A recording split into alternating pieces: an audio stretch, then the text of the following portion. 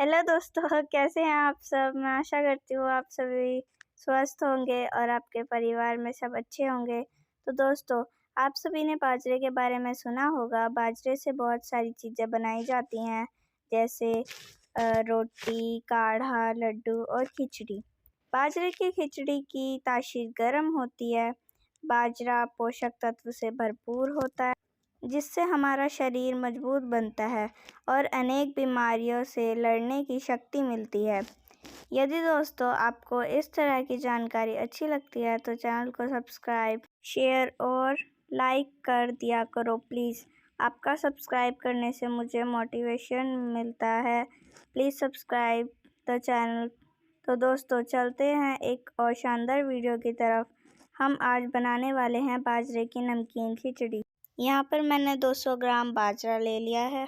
ये हमने एक परात में ले ली है बाजरा, और अब हम इसमें से कंकड़ पत्थर अलग कर लेंगे, नहीं तो खिचड़ी खाते हुए ये कंकड़ पत्थर हमारे मुंह में आएंगे।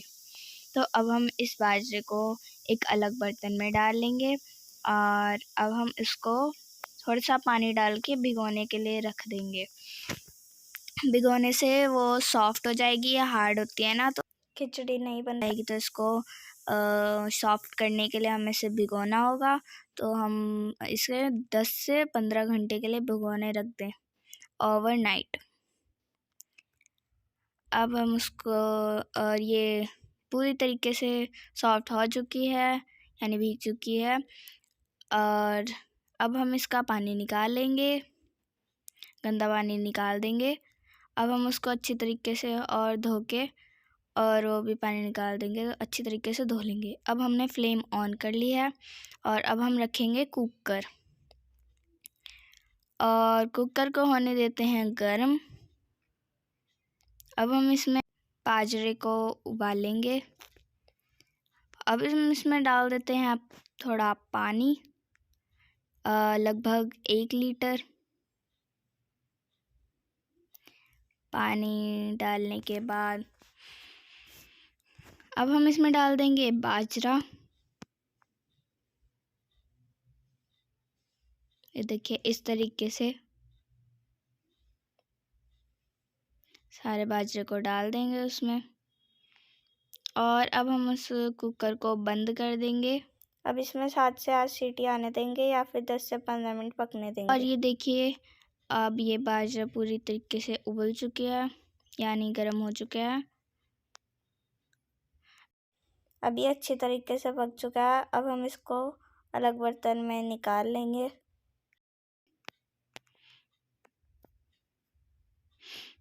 अब हमने ली है मूंग और मसूर की दाल 50-50 ग्राम। अब हम इनको भी अच्छी तरीके से धो लेंगे। धोने के बाद हमने कुछ इंग्रेडिएंट्स लिए हैं जो हमें खिचड़ी में डालने हैं। ये ली है गाजर, कैरेट, आलू, पोटैटो, और ये मटर पीस,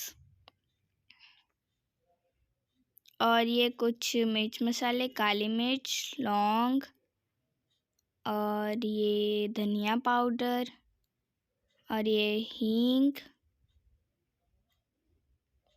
और ये नमक, और लाल मिर्च, और ये अजवाइन, और ये हल्दी।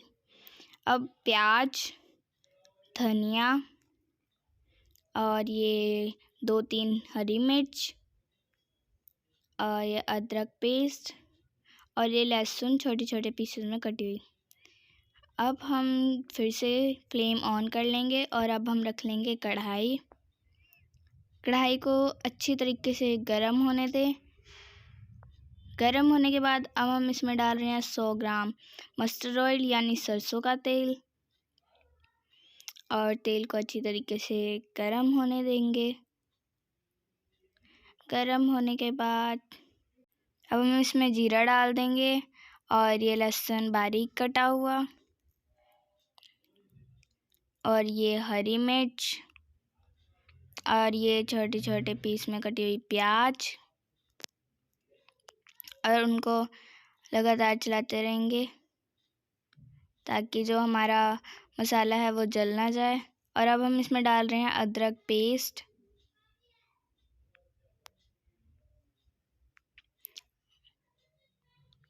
इस तरीके से स्लो फ्लेम पे रख कर ही बनाएं।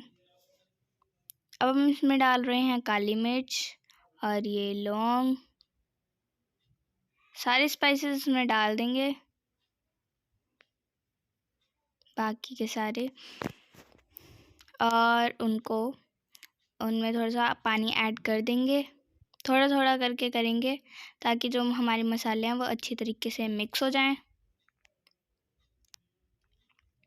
और उनको इस तरीके से मिला देंगे।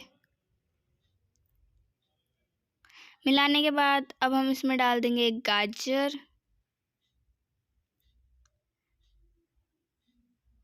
और गाजर डालने के बाद कुछ मटर जो हमने छील लिए थे, और उनको अच्छी तरीके से मिक्स कर लेंगे।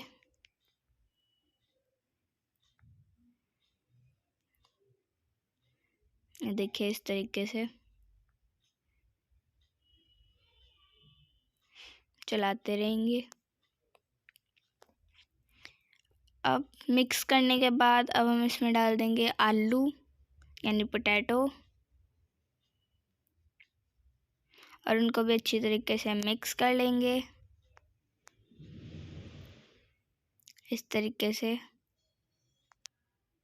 अब हम इसमें करीब 1 लीटर पानी और डाल देंगे और इसको अच्छी तरीके से चला लेंगे, मिक्स कर लेंगे। अब हम 5 से 7 मिनट के लिए उसको ढक देंगे। ढकने के बाद ये देखिए हमारा मसाला बनकर तैयार है। अब हम इसमें दालें डाल देंगे, मसूर और मूंग दाल,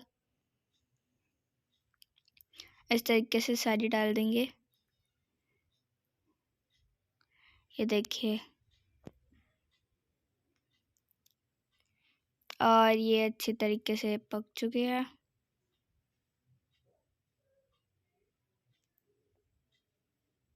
और उसको लगातार चलाते रहेंगे ताकि वो लख ना जाए। अब हम इसमें थोड़ा सा धनिया डाल देंगे जो कि हमने छोटे छोटे पीसेस में काट लिया था।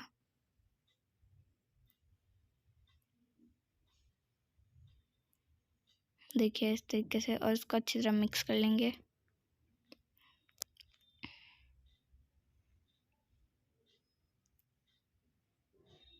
तो आप देख सकते हैं। अब हम इसमें बाजरा डाल देंगे। बाजरे को मिलेट भी बोलते हैं इंग्लिश में। बाजरा बहुत ही हेल्दी होता है। उसको चला लेंगे। अब